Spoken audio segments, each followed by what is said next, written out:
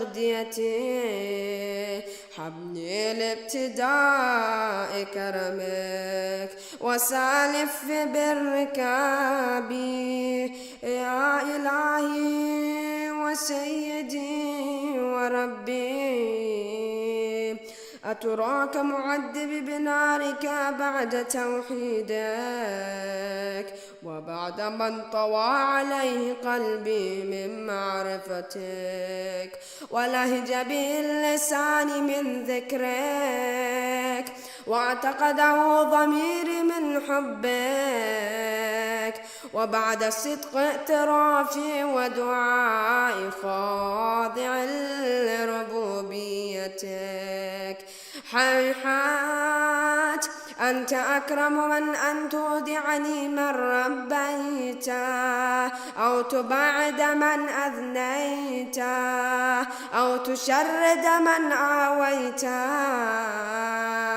أو تسلم إلى البلاء من كفيته ورحمته.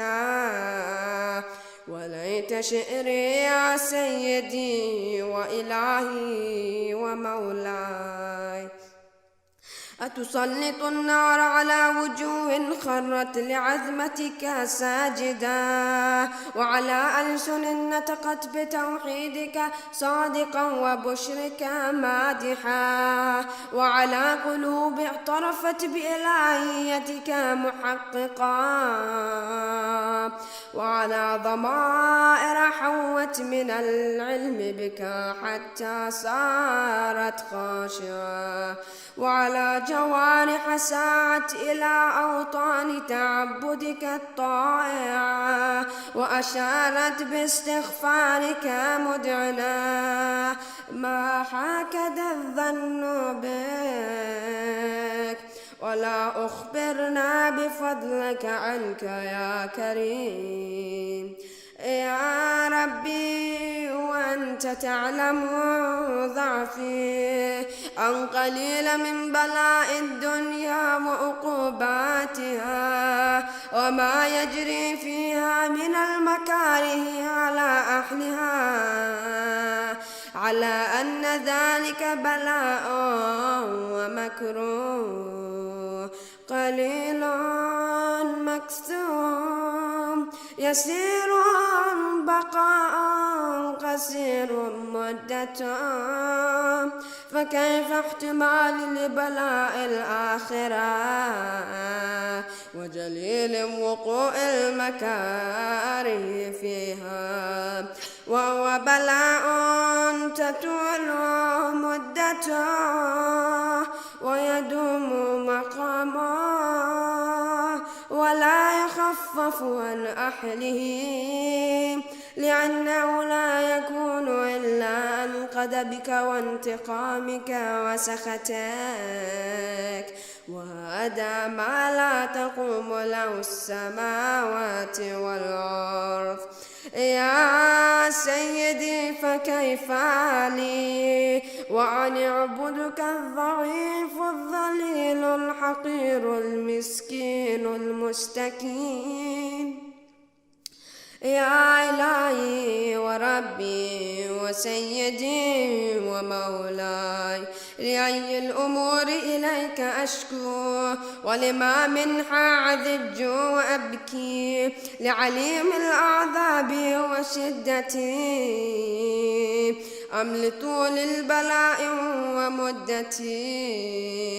فلئن سيرتني للعقوبات مع أعدائك وجمعت بيني وبين أهل بلائك وفرقت بيني وبين أحبائك أوليائك فعبني يا إلهي وسيدي ومولاي وربي. صبرت على عذابك فكيف أصبر على فراقك وحبني. صبرت على حر نارك فكيف أصبر عن النظر إلى كرامتك. أم كيف أسكن في النار ورجاء عفوك. فبعزتك يا سيدي ومولاي أقسم صادقا لئن تركتني ناطقا لا أذجن إليك بين أحلها ضجيج الآملين ولأصرخن إليك صراخ المستصرخين ولأبكين إليك بكاء الفاقدين ولأنادينك أين كنت يا ولي المؤمنين يا غاية آمال العارفين يا غياث المستغيثين يا حبيب قلوب الصادقين ويا إله العالمين أفتراك سبحانك يا إلهي وبحمدك تسمع فيها صوت عبد مسلم سجن فيها بمخالفته وذاق طعام عذابها بمعصيته وحبس بين أطباقها بجرمه وجريرته وهو يضج إليك ضجيجا مؤمل لرحمتك ويناديك باللسان أهل توحيدك ويتوسل إليك بربوبيتك يا مولاي فكيف يبقى في العذاب وهو يرجو ما سلف من حلمك أم كيف تؤلم النار وهو يعمل فضلك ورحمتك أم كيف يحرق لهيبها وأنت تسمع صوتا وترى مكانا أم كيف يشتمل عليه زفيرها وأنت تعلم صدقا أم كيف يتقلقل بين أطباقها وأنت تعلم صدقا أم كيف تجر زبانيتها وهو يناديك يا رب أم كيف يرجو فضلك في إتق منها فتترك فيها هيهات ما ذلك الظن بك ولا المعروف من فضلك ولا مشبع لما عملت به الموحدين من برك وإحسانك فباليقين أقطع لولا ما حكمت به من تعذيب جاهدك وقضيت به من إخلاد معاندك لجعلت النار كلها بردا وسلاما وما كان لأحد فيها مقرا ولا مقاما لكنك تقدس أسماءك أقسمت أن تملأها من الكافرين من الجنة والناس أجمعين وأن تخلد فيها المعاندين وأن تجل ثناؤك قلت مبتدعا وتتولت بالإنعام متكرما أفمن كان مؤمنا كمن كان فاسقا لا يستوون إلهي وسيدي فأسألك بقدرتك التي قدرتها وبالقضية التي حتمتها وحكمتها وغلبت من عليه أجريتها أن تحاب لي في هذه الليلة وفي هذه الساعة كل جرم أجرمته وكل ذنب أذنبته وكل خطيئة أسررت وكل جهل عملت كتمت أو أعلنت أخفيته أو أظهرت وكل سيئة أمرت بإثباتها الكرام الكاتبين الذين وكلتهم بحفظ ما يكون مني وجعلتهم شهودا علي مع جواره وكنت أنت الرقيب علي من ورائهم والشاهد لما خفي عنهم وبرحمتك أخفيت وبفضلك سترت وأن توفر حظي من كل خير أنزلت أو إحسان فضلت أو بر نشرت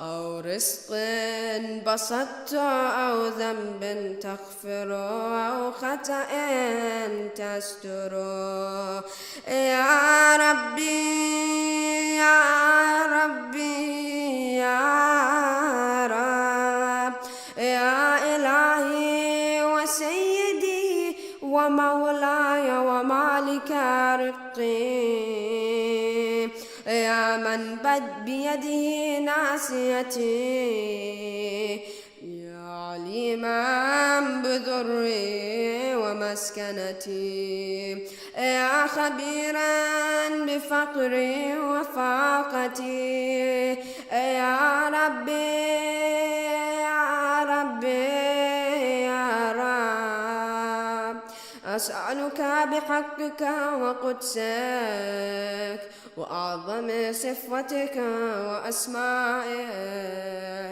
أن تجعل أوقات من الليل والنهار بذكرك معمورا وبخدمتك موصولا وأعمالي عندك مقبولا حتى تكون أعمالي وأورادي كلها وردا واحدا وحالي في خدمتك سرمدا يا سيدي يا من إليه معولي يا من إليه شكوت أحوالي يا ربي يا ربي يا رب قو على خدمتك جواره واشدد على العزيمة جوانه وحبلي الجد في خشيتك والدوام في اتصال بخدمتك حتى أسرح إليك في الميادين السابقين وأسرع إليك في البارزين وأشتاق إلى قربك في المشتاقين وأدنو منك دنوب المخلصين وأخافك مخافة الموقنين وأجتمع في جوارها مع المؤمنين اللهم ومن أرادني بسوء فأرد ومن كادني فكد واجعلني من أحسن عبيدك نصيبا عندك وأقربهم منزلة منك وأقصهم زلفة لديك فإنه لا ينال ذلك إلا بفضلك وجد لي بجودك واعطف علي بمجدك واحفظني برحمتك واجعل لساني بذكرك لاهجا وقلبي بحبك متيما ومن علي بحسن إجابتك وأقلني عثرتي واغفر لي زلتي فإنك قضيت على عبادك بعبادتك وأمرتهم بدعائك وضمنت لهم الإجابة. فإليك يا ربي نسبت وجهي، وإليك يا ربي مددت يدي، فبعزتك استجب لي دعائي وبلغني منايا، ولا تخطأ من فضلك رجائي، واكفني الشر الجن والإنس من أعدائي. يا سريع الرضا اغفر لمن لا يملك إلا الدعاء، فإنك فعال لما تشاء. يا من اسمه دواء وذكره شفاء، وطاعته غنى، ارحم رأس ماله الرجاء، وسلاؤه البكاء. يا سابغ النعم، يا دافع النقام، يا نور المستوحشين في الظلام، يا عالما لا يعلم. صل على محمد وآل محمد، وافعل بما أنت أهله، وصلى الله على رسوله وللأئمة الميامين من آله، وسلم تسليما كثيرا كثيرا.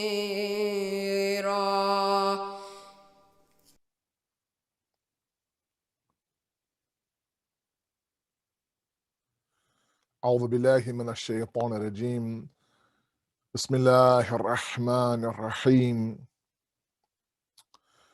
الحمد لله الذي لا يبلغ مدحته القائلون، ولا يحصي نعماؤه العادون، ولا يؤدي حقه المجتحدون، الذي لا يدركه بعد الحمم ولا يناله غوص الفطن. ثم الصلاة والسلام على أشرف الأنبياء والمرسلين، حبيب قلوبنا وطبيب نفوسنا وشفيع ذنوبنا، سيدنا ومولانا أبي القاسم محمد.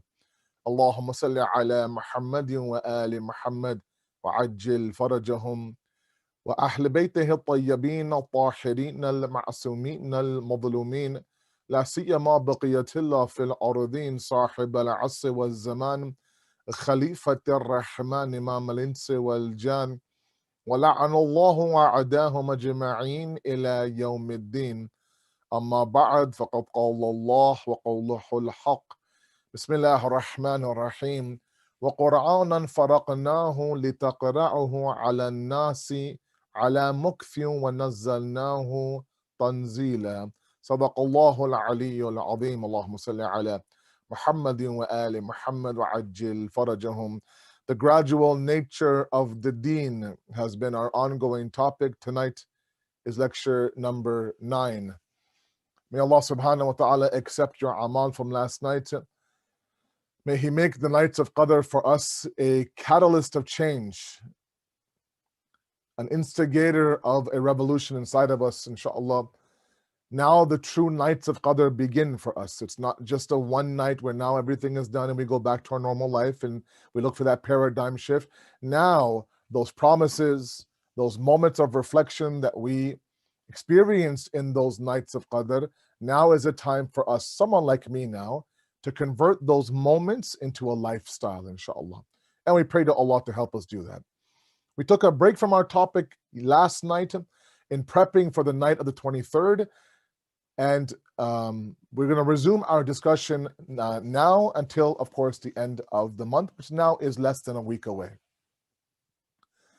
Our discussion has been revolving around understanding the deen to be a deen of graduality, a slow, meticulous lifestyle that Allah subhanahu wa ta'ala wants us to cultivate inside of us every single day of our lives. It's not a burden, it's not an obligation, it's not part of our plate, it is the plate, as they say. And sometimes I think the reasons why we believe we're failing at the deen, and incorrectly, by the way, it's because I think the expectation is that by now there should be a massive shift in my thinking, or that God requires me to have these these impactful acts of worship happen all the time. Like I get a number of questions about the nights of Qadr, for example. Is it okay if I get tired during the night? Is it okay if there's a little bit of a drop or a dip in my connection with God? And of course there is. We're talking about, almost, at least here in Toronto now, by the time we begin the Amal and we get close to, of course, Suhoor and Sahri, about 6 hours. To maintain such a spiritual high in 6 hours is exhausting and unrealistic. And God understands that, being our creator. So naturally, there will be some dips, there will be some peaks and valleys, and that's just kind of indicative of faith in general. Faith is a reality that goes up and it goes down.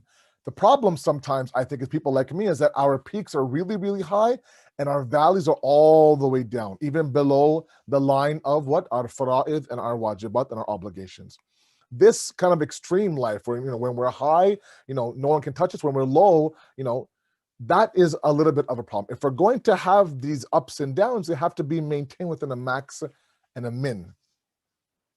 Now, before the night of Qadr, we talked about the idea of the connection between our habits and cultivating an identity. And that's where I left you guys off last time. And I wanted to build on that a little bit by looking at, first of all, tonight's discussion on the cultivation of an Islamic identity. It's a huge topic, and one that I think a lot of my youth are riddled in, that what ultimately is my identity. You would ask our parents, where are you from? What's your identity? And right away they would say that I'm from here without any issues.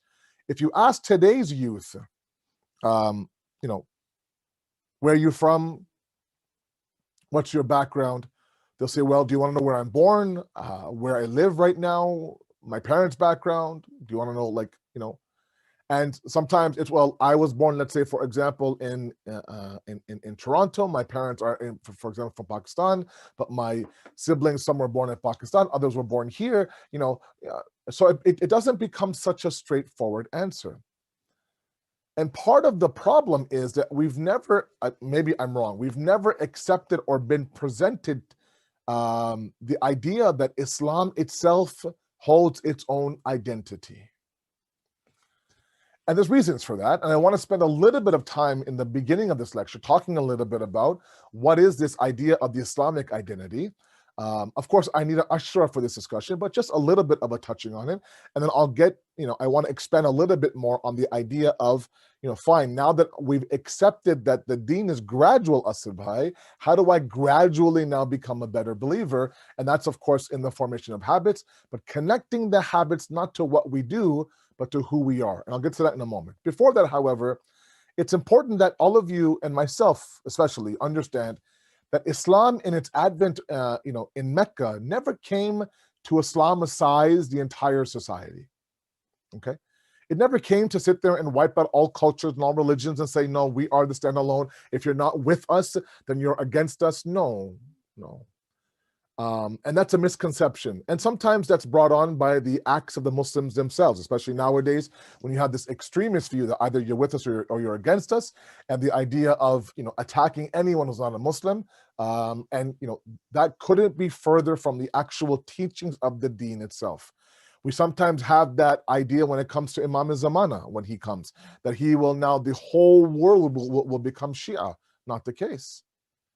Right? He'll resemble the government of Rasulullah and the Holy Prophet's mission. Surrounding areas, there were high Christian areas.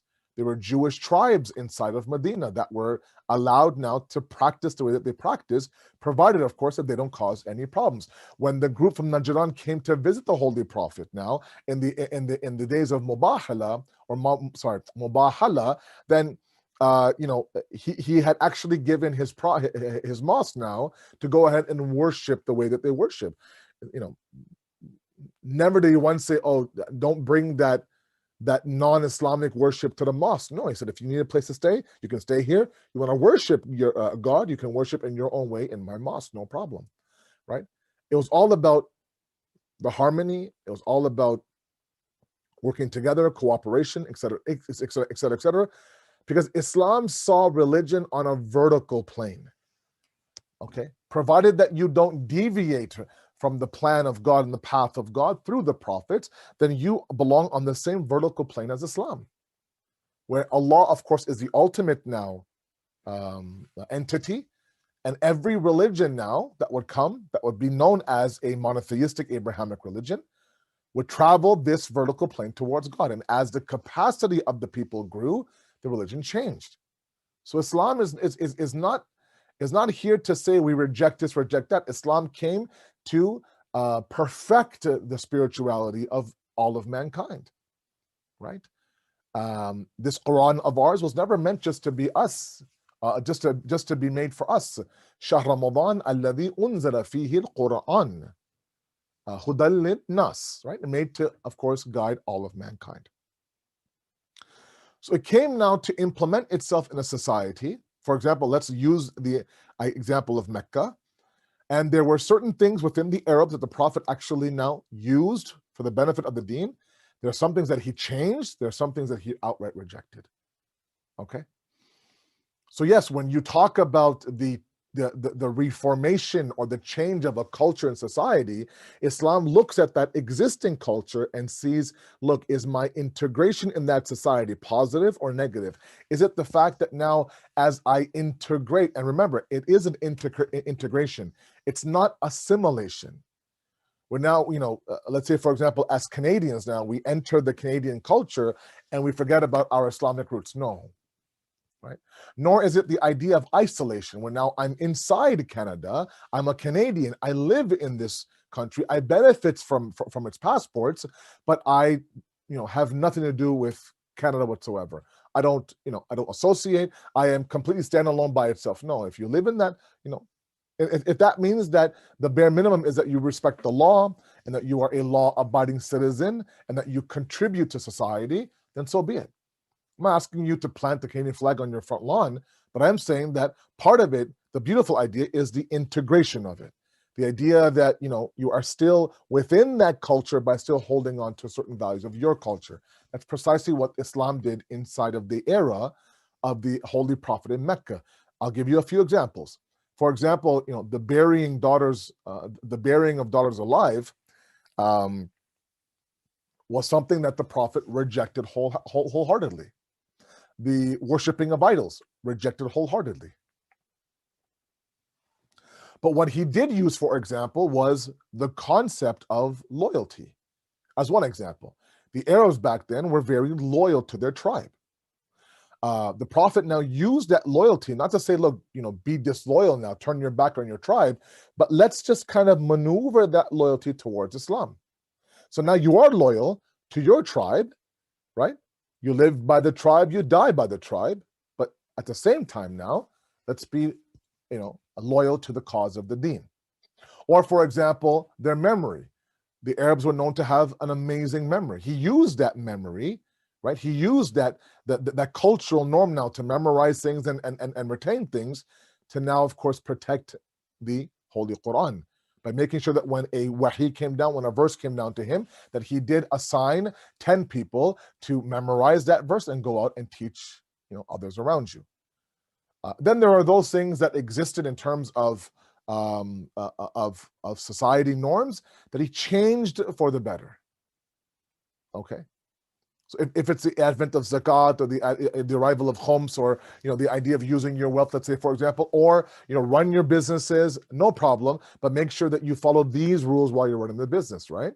So the creation of Hilful Fudul, for example, this league of the youth, where certain people would arrive in Mecca to do trade, right? It was a hub of trade and business, and they would complain. that the business etiquettes of the Meccans were poor. They wouldn't pay for their goods, or they would sell us, let's say, damaged goods. And so to protect, the consumer and the overall business etiquette and the business image of Mecca, this group was created to really, like I said, uphold the rights of the consumer inside Mecca. Those are the kind of things that he would come in and begin to play around with. But nowhere do we see the Prophet of Allah now engaging in this idea of a complete isolation from the Meccans. Yes, he would frequent the cave of Hira. Yes, he would take care of his sheep outside the outskirts of Mecca, but those were only temporary things in his life. Him being a shepherd wasn't until he was in his late teens, early 20s. The cave of Hira trips, yeah, he would spend, the majority of the month of Ramadan there, but it does not mean that he wasn't part of society. No. The Quran says, Rasulun minhum, from you, amongst you, we're sending a prophet. I make that point only because sometimes I think we have it wrong, that Islam wants to come in and we reject the Canadian culture, we reject the American culture, we reject, the Pakistani culture, and everything kind of cultural is all wrong, blasphemous, ignorant, backward. Not the case at all, right? Where that culture can be used to further progress the Deen, you adopt it. There's many things in our South Asian culture that this generation of ours doesn't understand and outright rejects. Yes, you might not have a sanad for it. There might not be a blatant verse for it, but there's beauty, let's say, for example, in respecting your elders. There's beauty, for example, in eating with your hands. There's beauty, for example, in certain clothing that is worn in that culture, right? All those things are there. There's beauty in the concept of putting aside some food now, reading a Fatiha on it for your marhumin, and then, making that food blessed. So let's not be quick to say that everything in the Pakistani culture, Indian culture, or even in the West, I'm sorry, right? We're not gonna come and live in the West and say, okay, everything is evil. This is a satanic society. Yes, there are elements that are corrupt in any society, but if you look around, you see a lot of good in this society. You see humanity here. Right? I've given the example before that, when my son was in the hospital for 110 days now, these were nurses that fine. You can say, well, Asad, that's their salary. No, but sometimes they would do things that would be above and beyond their salary. All of this, thousands of dollars of machines attached to my son just to keep him alive. The value of human life sometimes, in terms of just keeping the human life alive in this part of the world, is incredible. Now you'll argue, say, what's the point of that if there is no morality in that human life? That's a different discussion. But they have value of a breathing individual, right? There's a sense of order and there's a sense of humanity in this part of the area, right? In the West, right? Islam now can use that, right? Those kind of things are there. So this idea of the Islamic identity, where sometimes we think, look, it's either Islam or it's nothing, is not the case, right? True Islam has always been a very inclusive deen. Okay, even when I'll give you one example. Hadith says that if your parents are even a mushrik, your parents are amongst the mushrikeen, they worship idols, they deny God. Even then, God says, don't follow them in their deen, fine, but have respect for them. At the end of the day, they are a human being, and at the end of the day, they give you tarbiyat. When Imam Ali says, equals in humanity, brothers and sisters in faith, again, if you want to bring a person down to the bare minimum of saying that they are a human being, then even on that basis now, they are worthy of some respect. Okay? So this false notion sometimes that, when we say, oh, I'm a Canadian Muslim, hi, matbolo, I say, why? Why can't I say I'm a Canadian Muslim? Fine, I can say Muslim dash Canadian. It doesn't matter where you put the Canadian. It doesn't mean that, I accept all that's wrong in the society. There's a lot of corruption in India, Pakistan, a lot of corruption. But there are people that with fakhar and pride say, yeah, man, Pakistani, good for you. That's good. Does that mean that you adopt all the corruption? No, it doesn't mean at all. Right? It does mean that you have some pride in where you come from. Right? It does mean that there is good in everywhere in this world. And there's good in every human being. So, Islam offers its own identity. Now, how do you cultivate that identity is my discussion. That's where I've been at for the past couple of days now. And I'll move forward. And there is an absolute connection between habits, what we do, and our identity. And now, before I left you on the night of Qadr, I discussed, the night before, 2 nights ago, how it's important that we understand the graduality of the Deen is not trying to make you increase what you do, but trying to make sure you understand who you are. And there is a direct relation between what we do and who we are. I talked about the idea that sometimes, and that chain we talked about, right? From fi'l to khulq to malaka to dhat. The idea that what you do, when it's repeated over and over and over again, becomes part of your behavior. Behavior then becomes part of your disposition, and those are quite closely linked. Eventually, you become known for that act, good or bad. Okay? And the example I gave you was Shaitan. Shaitan was one who worshipped God, absolutely, but he didn't allow that worship to get into his thought, such that he became a slave and a servant of God. The worship was there, and that's why he was given respite. But when it came time for him to submit to Allah in the hukum for Adam, he showed his true colors. And that's why the way the Quran described Shaitan was this was already always inside of him.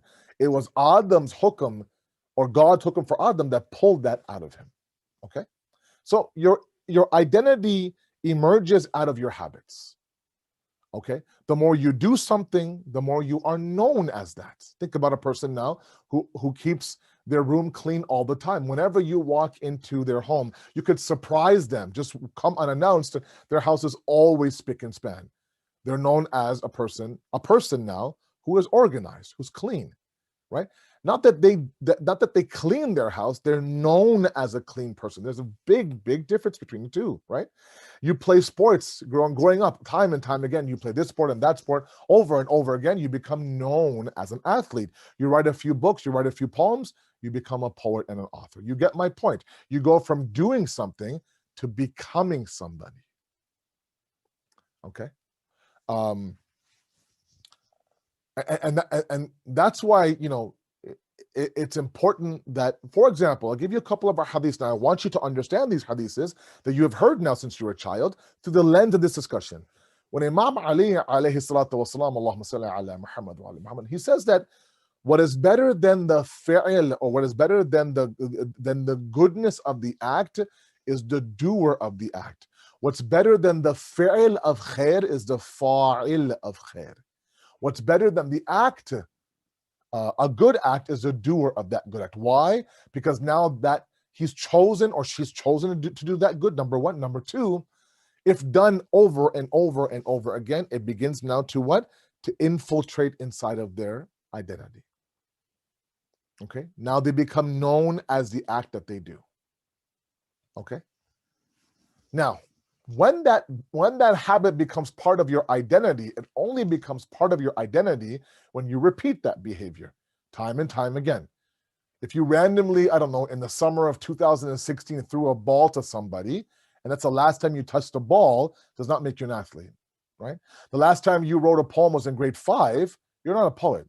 The last time, for example, you cleaned your room was, I don't know, it's been months and months and months, and your house is always messy. You might be a lot of things, but you're not, somebody who can keep their house clean, for example, okay? So there has to be a sense of, continuity. There has to be a sense of repetition in that behavior for it to now be considered to be part of your identity. Remember the story of Nabi Nuh in the Quran. Allah describes his son who kept breaking the law, kept breaking the commands, kept denying his father, that he became the manifestation and the tajalli and the mujassam of one amal ghayr salih, right? Innahu amalun ghayr salih. He actually has become the epitome, the tajalli of a despicable act. He went from, conducting or performing that act to now becoming that act. Okay? And we believe, of course, we believe in the hereafter, that those acts that you did continuously with some presence of mind and presence of the heart now, will now manifest itself either in your grave or in your journey in the hereafter, either in the form of a beautiful young individual, or in terms of rewards. Okay, but again, there has to be a sense of repetition. Now, when you believe in something is when you repeat that behavior. That's very key in our discussion. When you believe in it is when you repeat it. Remember, I'm not talking about doing something for Ammi and Daddy. I'm not talking about the idea of praying namaz to avoid the chappal. I'm not talking about that. I'm talking about the idea that let's assume that I want to make that move asabhai from inheriting my religion from Ammi and Daddy to now believing in my religions through my rational and my intellect. That transition now, if that is occurring, then everything I do in terms of my ibadat and worship has to be repeated. And that's why, I've always said this, and I'll say it until I'm blue in my face. Once in a lifetime going for Hajj, fasting once 1 month a year, I'm sorry, those things are all acts of worship. It's the every single day presence of God, the 5 times a day, the akhlaq, the maintaining your anger, for example, the watching of your tongue, be careful what you give your eyes, for example, right? What you eat, how you interact with your spouse and your children, your thoughts, how you spend your entire day. All those things are the formation of one's identity. Okay, because those are things that every day, daily, we do over and over and over again. If we begin to believe in those things, this is very key. I cannot say that enough. If we believe in those things, then they become part of our identity. Remember, my entire thesis in this whole 2 weeks that I'm with all of you is that through the graduality of the Deen, we become true believers. Okay? Shining the light on, full blast, and then shutting it off for 6 months and shining it on, right? You won't have that light. That light has to be on, albeit even if it's on at a dimmed level, has to always be on. Off, on, off, on. You're bound to be in darkness more than you are in light. Okay? Now that happens through the cultivation of an Islamic identity. The identity now strengthens itself through our small, everyday habits. Okay? Those habits are only done on a repetitive basis when we believe in the beauty of those habits. You only wake up and make your bed because you like the way your room looks when it's clean. You only get up and you go to the gym or you play sports only because why? Because you believe in the art of sport. You only write almost every single day because you believe in the practice of writing. Right? When we begin to believe in the worship that we're doing, it goes from a physical act of worship, like up and down, ruku and sujood, like fasting in terms of denying the body food and water, to now it infiltrating into your identity. And that's what we want. We want it to be that I'm not acting out the worship of a Muslim, I am a Muslim. I'm not acting like a believer, I am a believer. There's a big difference. And that only happens when there's yaqeen and certainty. And yaqeen and certainty happens through ilm and knowledge. Okay?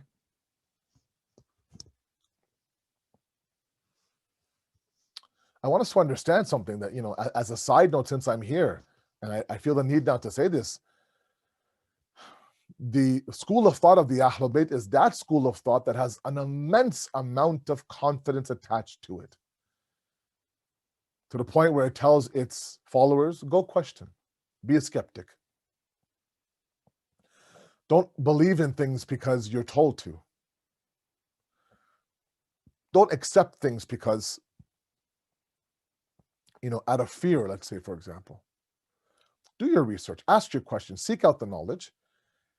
And why does it do that? Why does it challenge its followers to do that? Because it knows the truth lies with us. It knows that the right path, the path of Sirat al-Mustaqim, travels through the family of the Prophet. There's no doubt about that. But it doesn't want, like I said, followers that have inherited this belief. have been told since they were 3 years old. Right? And our salams to our parents who have done that, who've began that process. But there comes a moment where we have to take the reins and take it ourselves. It's our path, it's our journey. Me and Daddy won't follow us in the grave. It'll be us, and it'll be our a'mal, right? فَيُنَبِّئُكُم بِمَا كُنتُمْ تَعْمَلُونَ. Surah Jum'ah says that alim and that shahid, the knower and the witness will give you the khabar, will tell you what you've done in this world. That's what death is. It is a recap of what you've done in this world.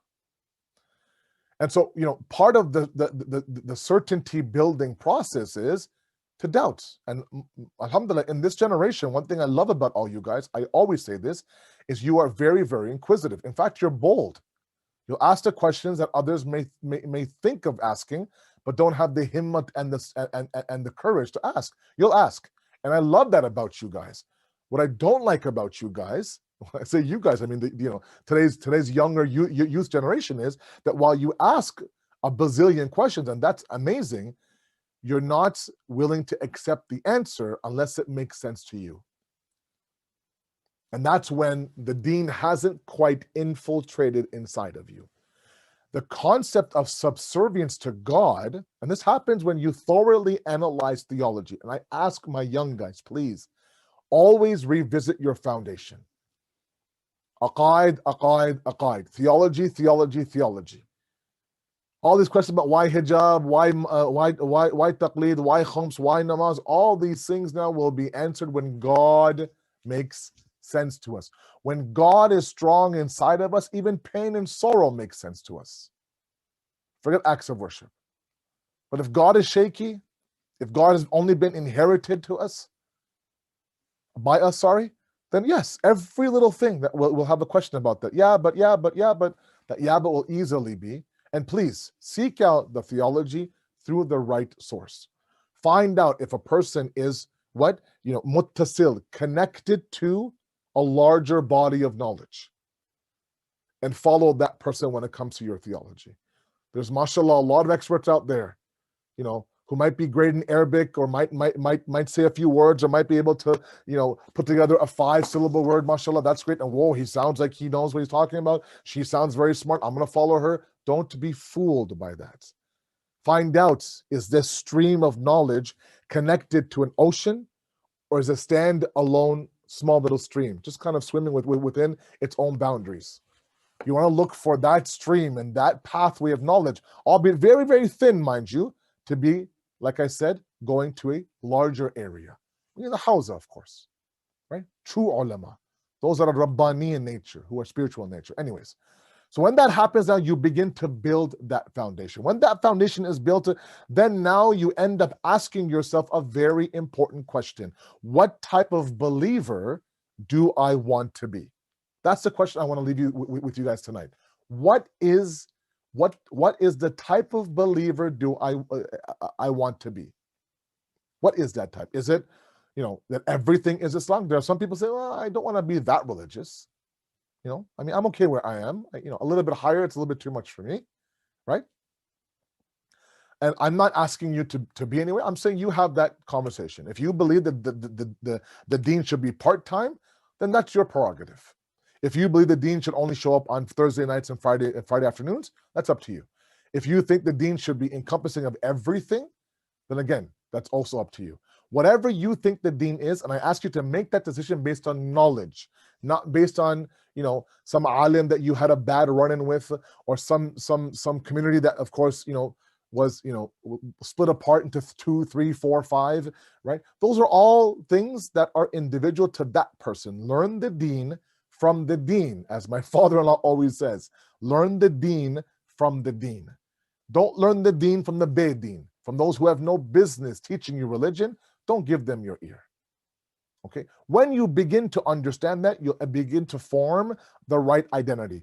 When you answer the question of what kind of believer do I want to be, then work backwards. Meaning that, what do I need to do to get to that level?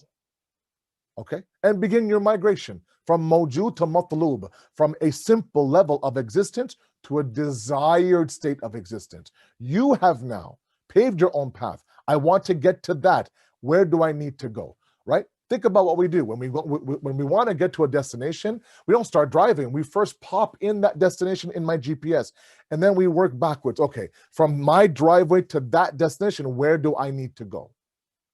But we don't start driving. We first end up putting in that destination. Okay, when you've identified that path, working backwards then is easy. Now it's a matter of resolve. It's a matter of a commitment. It's a matter of submission. It's a matter of baby steps towards that. One example is the Masadua. Let's say, for example, you want to go to Montreal from here. Montreal, for those who are not in Toronto right listening to me, is east of the city, okay? So you hop on the highway. Our major highway in Toronto is a 401. You hop on the 401 and you go west. Now you're going towards the US border, let's say, for example, okay? Towards Niagara now. You want to go towards Montreal, Niagara. And watch how fast I get there, guys. You put the foot in the gas and you go about 130, 140 kilometers an hour for my American friends. Okay, that's fast. You can go for as fast as you want. The faster you go, the further you are away from your destination. But let's say, for example, you end up on the 401 East. You're on the right path. East is towards Montreal, but now you end up going 50, 60, 70 kilometers an hour on the highway. People are honking you. You're going too slow. You're just kind of, chugging along very, very slowly. Eventually, you'll get there. And if you don't, it's the process and the path that will be rewarded. Remember, I talked about the idea, and I have to now repeat myself sometimes, is that Islam is not always about the end. It's about the process as well. So my sisters and my brothers, let us pray, inshallah, that we are able to understand that this is a gradual process of the cultivating of an identity inside of us that comes from habits, okay? Like I said, it takes multiple things for you to do to become somebody, but focus on becoming somebody, not undoing the action, inshallah. We ask you, Allah subhanahu wa ta'ala, to accept our efforts, and we ask you, Allah, now, these last few days remaining in the month of Ramadan, to give us that tawfiq to truly benefit from this month to the best of our ability. Thank you very much. Wassalamu alaikum wa rahmatullahi wa barakatuh.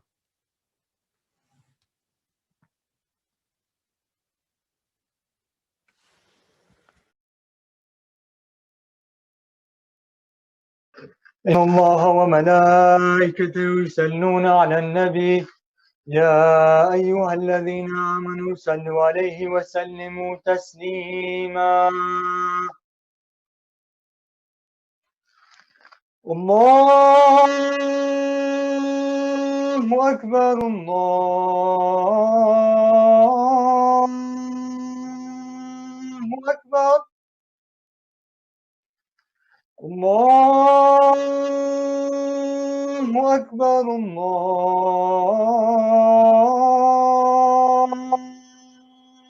أكبر أشهد أن لا إله إلا الله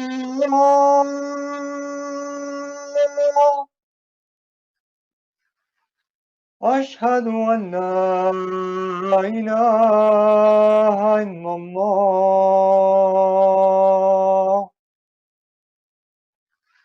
أشهد أن محمدا رسول الله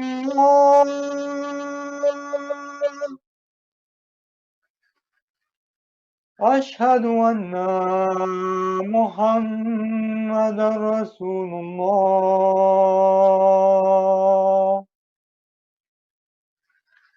أشهد أن أمير المؤمنين وإمام المتقين عليا حجة الله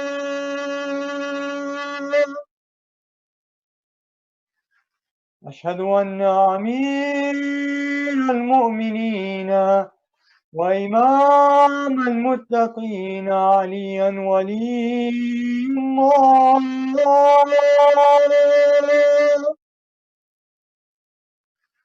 هيا على الصلاة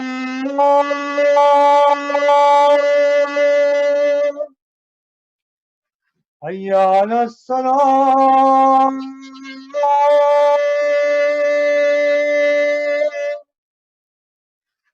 حي على الفلاح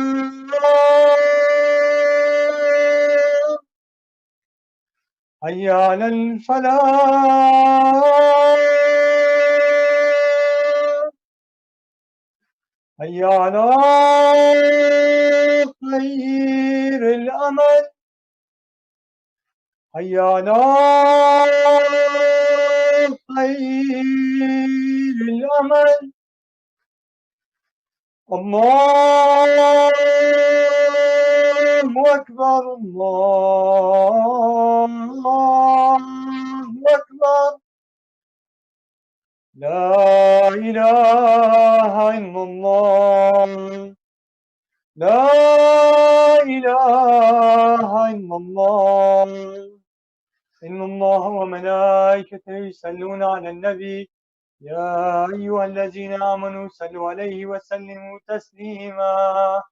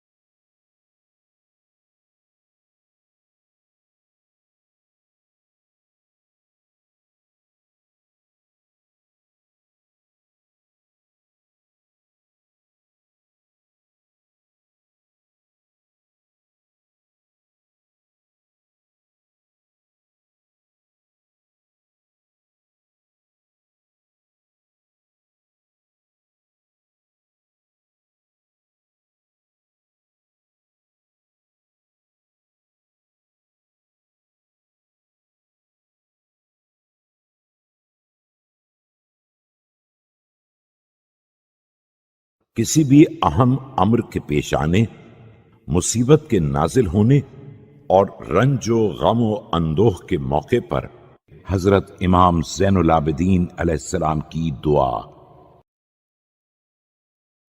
بسم اللہ الرحمن الرحیم۔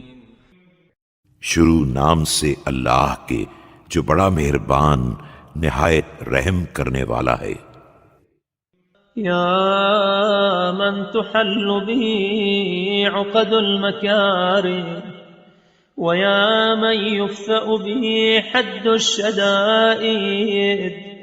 اے وہ جس کے ذریعے ناگوار حالات کے عقدے کھل جاتے ہیں، اور اے وہ جس کے سبب سے سختیوں کی باڑھ کند ہو جاتی ہے۔ وَيَا مَنْ يُلْتَمَسُ مِنْهُ الْمَخْرَجُ إِلَى رَوْحِ الْفَرَاجِ ذَلَّتْ لِقُدْرَتِكَ الصِّعَابِ۔ اور اے وہ جس سے وسعت و اطمینان کی طرف جانے کا راستہ مانگا جاتا ہے، تیری قدرت کے سامنے سختیاں نرم ہو گئیں۔ وَتَسَبَّبَتْ بِلُطْفِكَ الْأَسْبَابِ وَجَرَى بِقُدْرَتِكَ الْقَضَاءِ۔ اور تیرے ہی لطف سے اسباب فراہم ہو گئے، اور تیری ہی قوت سے فیصلے نافذ ہو گئے۔ ومضت على إرادتك الأشياء فهي بمشيتك دون قولك مؤتمرا۔ اور تیرے ہی ارادے سے تمام چیزیں چل رہی ہیں کہ وہ تیری مشیت کی بلا کہے پابند ہیں۔ وبإرادتك دون نهيك منزجرا، أنت المدعو للمهمات وأنت المفزع في الملمات۔ اور تیرے ارادے کے سامنے بغیر منع کیے ہوئے رکی ہوئی ہیں۔ تو ہی ہے جسے اہم امور میں پکارا جاتا ہے، اور تو ہی ہے جس سے مشکلات میں پناہ مانگی جاتی ہے۔ لا يندفع منها إلا ما دفعت ولا ينكشف منها إلا ما كشفت۔ کوئی مصیبت تیرے بغیر رفع نہیں ہو سکتی ہے، اور کوئی مشکل تیرے بغیر حل نہیں ہو سکتی ہے۔ وقد نزل بي يا رب ما قد تكأدني ثقل وألم بي ما قد بهضني حمل۔ اس وقت میرے اوپر وہ مصیبت نازل ہو گئی ہے جس کے بوجھ نے مجھے تھکا دیا ہے، اور وہ آفت آ پڑی ہے جس کی سنگینی نے مجھے عاجز کر دیا ہے۔ وبقدرتك أوردته علي وبسلطانك وجهته إلي۔ تو نے ہی اسے اپنی قدرت سے وارد کیا ہے، اور تو نے ہی اپنی طاقت سے اس کا رخ میری طرف موڑ دیا ہے۔ فلا مصدر لما أوردت ولا صارف لما وجهت ولا فاتح لما أغلقت۔ اور اب وارد ہو جانے والے کو نکالنے والا، اور آنے والے کو موڑنے والا، اور بند دروازوں کا کھولنے والا۔ ولا مغلق لما فتحت ولا ميسر لما عسرت ولا ناصر لمن خذلت۔ اور کھلے راستوں کا بند کرنے والا، اور مشکلات کا آسان کرنے والا، اور بے سہارا کی امداد کرنے والا تیرے علاوہ کوئی نہیں ہے۔ فصل على محمد وآله وافتح لي يا رب باب الفرج بطولك۔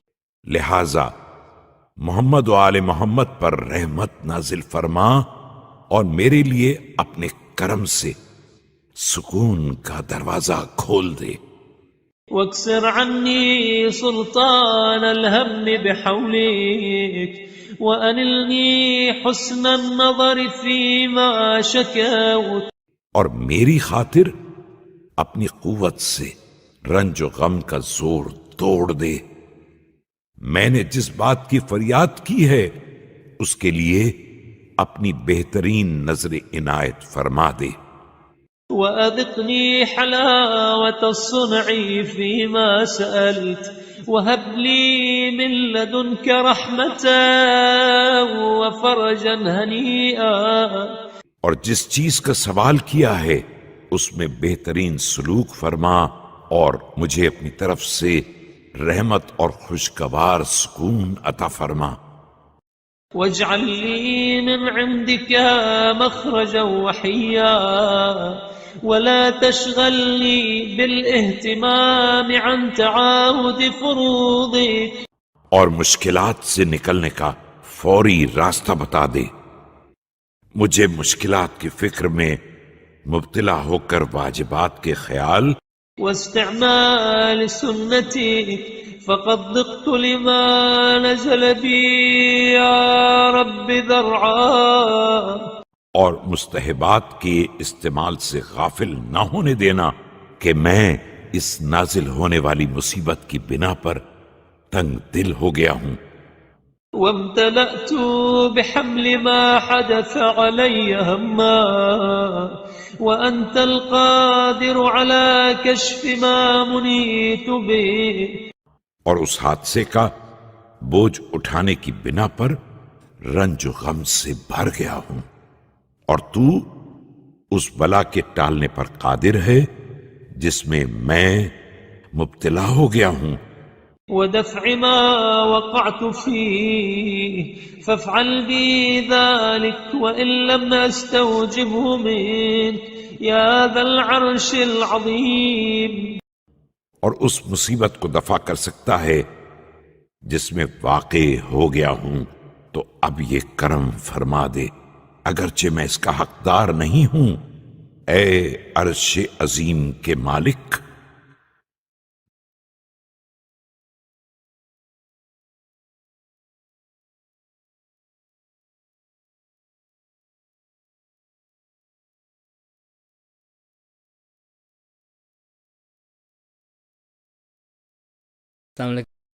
So we have a few announcements today. So I'll start reading off the list. The first thing is the Ramzan programs. They will start daily at 6:45 p.m. as they have been. We will start obviously with Quran recitation. At 7:20 p.m. you'll have Hadith Kissa. 7:28 we will begin Dua Iftitah. And then at 8:05 p.m. we'll have the first speech of the night, English speech by Maulana Asad Jafri. 8:42 we plan to have a break for Azan and Namaz. Then 9:35 final speech, Urdu speech by Maulana Sayyid Zaki Bakri, and then we will finish off with ziyarat. The second thing that I wanted to talk about was Quran Khani during the holy month of Ramzan. So we would like to request if anyone would like to submit the names of their marhumeen for Fatiha after it's completed. There's a $100 hadiah for that, and if that has to be submitted to the treasury at council. The treasurer at cig.ca on the website, or you can do it in person as well, I suppose. So donate towards the Ramzan fund for sure. The other thing is that right here there is the subscribe button, or I mean that's what it's going to look like. So make sure you subscribe and hit the alarm for notifications for the Al Mahdi Islamic Community Center channel right above me right here. There is the little animation.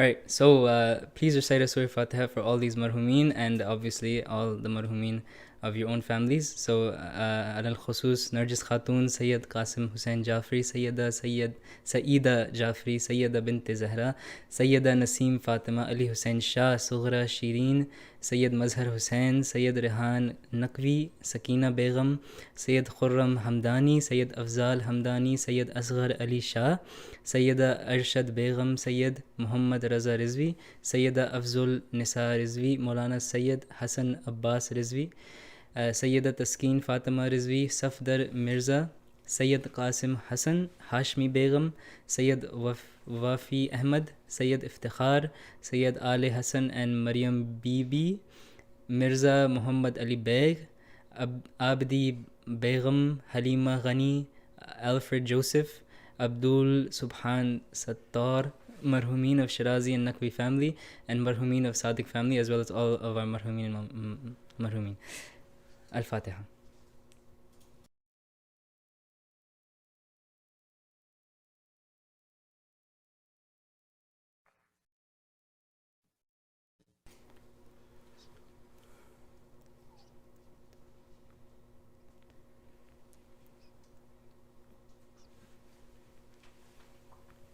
So before we start the speech, there's a short presentation by the Al-Mahdi committee that will be played just now. So please stay tuned. Assalamu alaikum. The Al-Mahdi Islamic Community Center building project team is excited to announce that we are ready for construction. After the lockdown, we will evaluate the COVID situation, mobilize, and begin construction. Located at Markham Road and Steeles Avenue, this new center will be easily accessible from all areas of the GTA. This amazing 55,000 square foot community center consists of large prayer halls, a massive gymnasium, a recreation center for youth and seniors, a modern nursery for kids, classrooms, conference rooms, mortuary, and much more. This new state-of-the-art facility will be the hub of activities for youth, adults, and seniors. Opportunities and benefits for generations to come, insha'Allah. Phase 1, the complete covered structure of the center, including the main services required for partial occupancy, will have an estimated cost of $11.4 million. Financially, we are pleased to announce that we have $2.6 million in the bank. We have $700,000 in pledges that we will receive upon the beginning of construction. We have $2 million in a no-interest loan from a donor, and the bank will provide a construction loan for $3 million. We will be in a deficit of $3.1 million. So in the name of Almighty, we invite you to become a part of this amazing Sawab-e-Jariyah. Please donate to help with the construction of Al-Mahdi Islamic Community Center. On this blessed night, please sponsor a musalla for $1,500 or a brick for $500 in honor of your marhumin. Let's work together to make this center a reality. Donate at cig.ca/donate.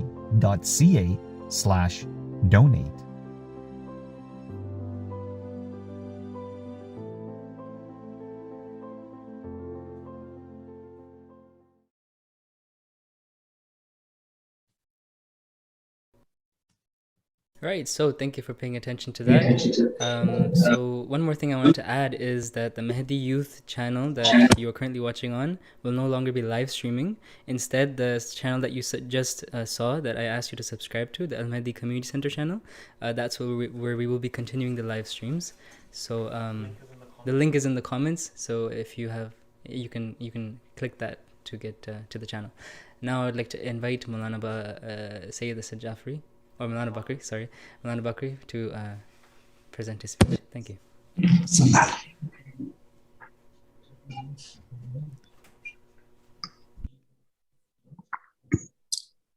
Assalamu alaikum wa rahmatullahi wa barakatuh. وفوض أمري إلى الله إن الله بصير بالعباد ولا حول ولا قوة إلا بالله العلي العظيم. أعوذ بالله السميع العليم من الشيطان الرجيم. بسم الله الرحمن الرحيم. الحمد لله الذي لم يشهد أحدا حين فطر السماوات والأرض ولا اتخذ معينا حين برأ النسمات كلت الألسن عن غاية صفته والعقول عن كنه معرفته. والصلاة والسلام على جميع الأنبياء والمرسلين سيما على حبيبه وخيرته من خلقه وحافظ سره ومبلغ رسالاته أبي القاسم محمد. اللهم صل على محمد وآل محمد وعجل فرجهم وأهل بيته الطيبين الطاهرين المعصومين لا سيما بقية الله في الأراضين صاحب العصر والزمان خليفة الرحمن إمام الإنس والجان الذي بيمنه رزق الورى وبه ثبتت الأرض والسماء. اللهم عجل فرجه الشریف. انسانی معاشرے کی تمام مصیبتوں کا حل ظہور مولا ہے، اور مولا کے ظہور کی تیاری اور فکری تیاری، جسمانی تیاری کے ساتھ ماہ مبارک رمضان ہے، مہینہ قرآن کا، دعا کا، التجا کا، گڑ گڑانے کا. تو اللہ کی بارگاہ میں ہم یہ پکاریں، شب جمعہ ہے، شب دعا ہے، شب مناجات ہے، شب محاسبہ نفس ہے، شب ایصال ثواب برائے اموات، شب امام زمانہ عجل اللہ تعالیٰ فرجہ الشریف. اللہ کرے کہ کل کا جمعہ ظہور کا جمعہ ہو جائے. بسم اللہ الرحمن الرحیم. اللہم کل ولیک الحجت ابن الحسن صلواتک علیہ وعلی آبائه فی هذه الساعة وفی کل ساعة ولی وحافظ وقائد وداسر ودلیل وعینا حتی تسکنہ ارضک طوعا وتمتعہ فیہا طویلا. اور پھر یہ قرآنی دعا، ربنا لا تؤاخذنا ان نسینا واخطأنا ربنا ولا تحمل علينا إسرا كما حملته على الذين من قبلنا ربنا ولا تحملنا ما لا طاقة لنا به واعف عنا واغفر لنا وارحمنا أنت مولانا فانصرنا على القوم الكافرين. أما بعد فقد قال الله وهو أصدق القائلين وقوله الحق. بسم اللہ الرحمن الرحیم. اقرأ باسمک الذی خلق باسم ربک الذی خلق خلق الانسان من علق اقرأ وربک الذی علم بالقلم علم الانسان ما لم يعلم کلا ان الانسان لیطغی ان رآہ استغنی ان الی ربک الرجعی. عزیزان گرامی، قرآن کا پہلا سورہ جو نزولی ترتیب کے اعتبار سے ہے، اس کی تفسیر ہے پہلی رمضان سے، بلکہ شب پہلی سے، اور کوشش یہی ہے کہ اس کی ڈیپتھ کو سمجھنے کی کوشش کریں. اور ہم نے 5 آیتوں کو تقریباً درمیان میں شہادتیں اور ولادت میلاد کو ہٹا کر کے 14 تقاری تقریباً اقرا سے لے کر 5 آیتوں سے متعلق آپ کے سامنے پیش کرنے کی سعادت حاصل کرے ہیں. آج یہ 2-3 آیتیں، ان میں سے پہلی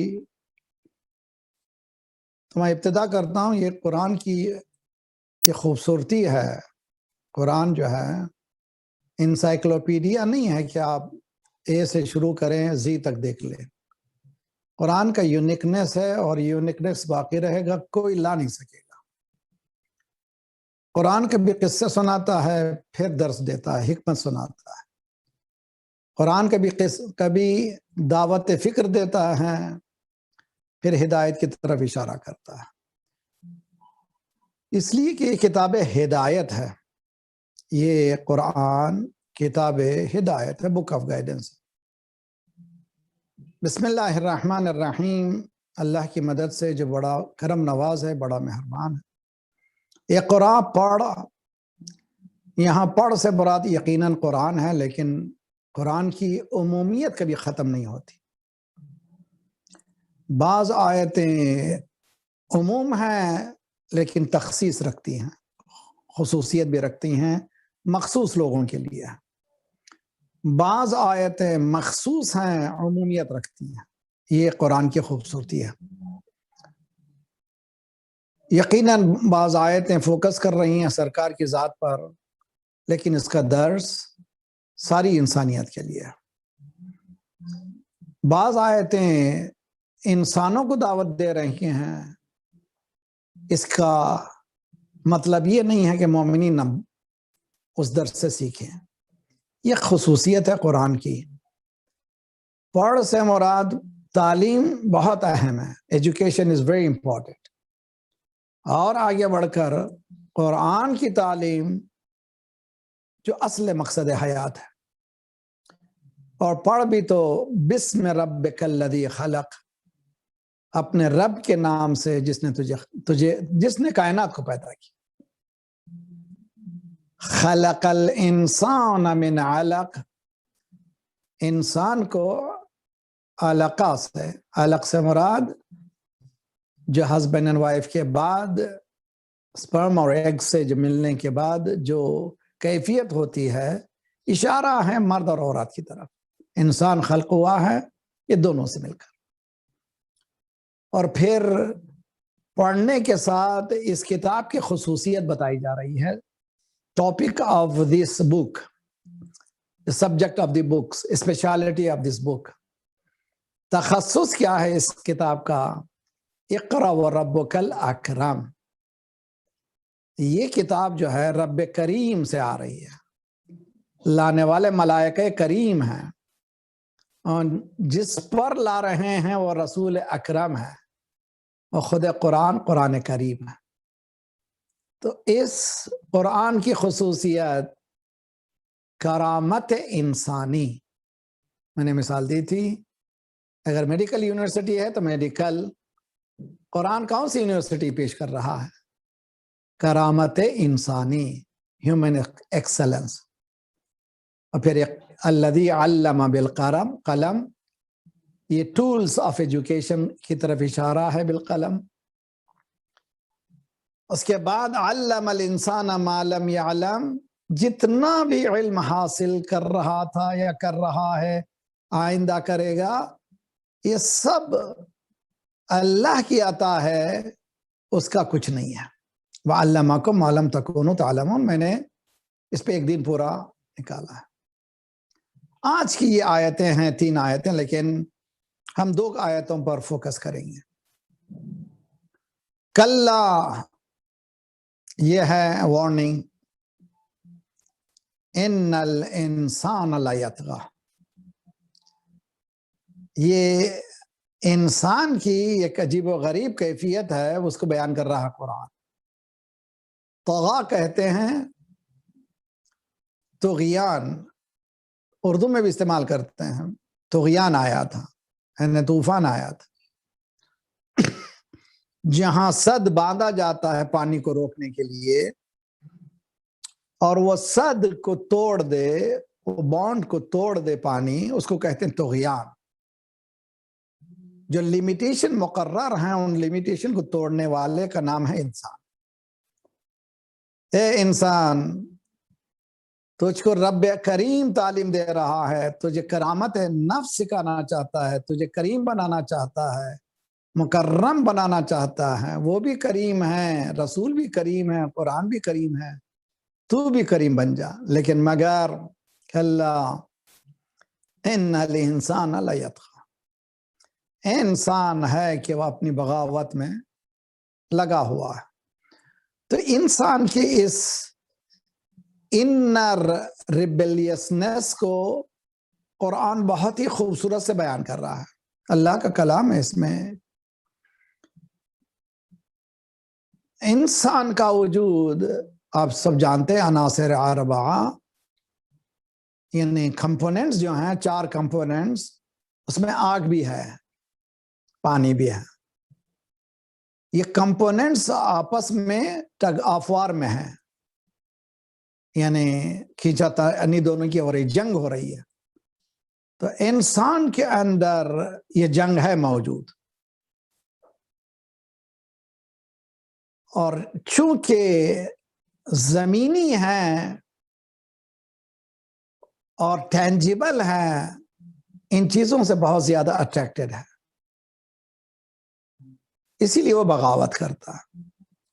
کلا ان الانسان لیطغی، انسان باغی طاغی ہو جاتا ہے، جو حد بندی ہے اس کو کراس کر دیتا ہے. بہت ہی خوبصورت بحث ہے. پھر قرآن جو ہے مثالیں پیش کرتا ہے. اذهبا الى فرعون انه طغى، اے موسیٰ و ہارون فرعون کے پاس جائیے. کیوں بھائی؟ ایک پیغمبر کا کام دعوت، تسبیح و دعا، سجدہ، تزکیہ نفس نہ، پیغمبر کا کام نظام دین کو اسٹیبلش کرنا ہے. امام کا کام نظام دین کو اسٹیبلش کرنا ہے. جاؤ فرعون کے مقابل میں جاؤ، اس لیے کہ وہ باغی ہو چکا ہے. انہو طغا، طغا کے معنی وہ لیمیٹیشن کو کھو چکا ہے. کیا کھو لیا تھا اس نے؟ وہ کہہ رہا تھا کہ انا ربکم الاعلی. یہ بغاوت ہے. اور قرآن ان جنرل سارے انسانوں سے سوال کر رہا. اللہ کی ذات ہے سوال کر رہی ہے، ذات پروردگار اللہ کی ذات سوال کر رہا ہے کہ اے انسان، ما غرک بربک الکریم، تو کیوں باغی ہو رہا ہے؟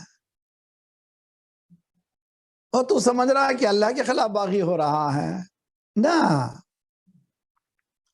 یہ تیری بغاوت تیرے ہی خلاف کام کرے گی، اس کی ذات میں کچھ اثر ہونے والا نہیں ہے.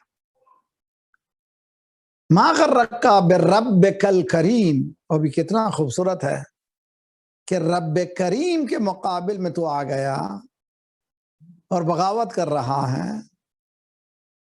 جبکہ اللہ چاہتا ہے تمہیں کرامت کا درس دے، تم بھی کریم بنو. تم اسی کے خلاف کھڑے ہو گئے. تو کہہ رہا انا ربکم الاعلی، میں تمہارا سب سے بڑا پروردگار ہوں، بڑا رب ہوں. یہ بڑپن بتا رہا ہے کہ بہت چھوٹا ہے. یہ کیا چیز ہے؟ یہ بغاوت. فرعون کی بغاوت کا تذکرہ کر کے اس کے معنی یہ نہیں ہے کہ انسان پاور حاصل کرنے کے بعد بغاوت کرتا ہے. کلا ان الانسان لیطغی، یہ جو یطغی ہیں ان جنرل سارے انسانوں کے اندر یہ طغیان موجود ہے، یہ ریبیلیسنس موجود ہے. وہ کبھی کوسچن مارک لگاتا ہے ریلیجن کو، ذرا سا اس کو آسودگی مل جاتی ہے، ذرا سا اس کی زندگی اچھی بننے لگتی ہے تو پھر وہ اپنے آپ کو لوور کلاس میں نہیں سمجھتا، وہ اپنے آپ کو اپر کلاس سمجھتا ہے. اور اپر کلاس کے معنی ہی یہی ہے کہ ریلیجن کی بات اپر کلاس میں نہیں ہوتی. وہ سب جن کو کہتے ہیں ہم لوگ چھوٹے لوگوں کی بات ہے. چنانچہ کفار قریش بھی دوسرے انبیاء کے ساتھ دوسرے انسان بھی قرآن مثالیں دیتا ہے. اب یہ جو لوگ آپ جو ہیں ان لوگوں کے ساتھ اٹھتے بیٹھتے ہیں جو ظاہراً سوسائٹی میں کوئی نام و نمود کے لوگ نہیں ہیں، نہ ہی مال ہے ان کے پاس، نہ ہی کچھ ہے، اب ان کے ساتھ بیٹھے مہین ہیں یہ لوگ، ذرا سا جس کو کہتے ہیں ہم لوگ لو کوالٹی کے لوگ ہیں، ان کے ساتھ کیا اٹھتے بیٹھتے ہیں آپ؟ آواز قدرت ہے فلا تطرد الذین یدعون ربهم بالغدو والآصال. یہ آؤٹ ورڈلی ٹھیک ہے ان کے پاس دنیا کا مال نہیں ہے، دنیا کی دولت نہیں ہے، دنیا کا جاہ و حشم نہیں ہے، لیکن یدعون ربهم بالغدو والآصال، ان کا اٹیچمنٹ مجھ سے ہے، یہ دولت ان کے پاس بہت بڑی ہے. آج ایک تحفہ، ایک دعوت، ایک رمضان کے مہینے میں تو کہتا ہوں ہر روز ایک آیت پہ ذرا سا غور کریں، اس پر میں نے انسان لطف اندوز ہو، ڈوبنے کی کوشش کریں. آج ایک آیت دیتا ہوں میں آپ کو، اس سے مزے لیجئے انشاءاللہ. اور قرآن ہی لذت ہے. اللہم ربنا اذقنا حلاوت ذکرک. یا ایھا الانسان انتم الفقراء الی اللہ واللہ هو الغنی الحمید. کلا ان الانسان لیطغی. یقیناً انسان، یقیناً ایسا نہیں ہے بلکہ وہ ریوولٹ کرتا ہے، طاغی بن جاتا ہے، بارڈرز کو کراس کر دیتا ہے. لیطغی کیوں؟ الرہ استغنا. جیسے ہی وہ معلوم ہوتا ہے آئی ایم فری، مولانا میں کینیڈا میں ہوں، کہ کینیڈا میں ہوں فری، میرے بابا مجھے نہیں کہہ سکتے، میری ماں مجھ سے نہیں کہہ سکتی ہے، میں فری. اور یہ فریڈم اتنی گندگی تک لا لیا کہ آج فرانس میں مسئلہ محارم ختم کر رہے ہیں.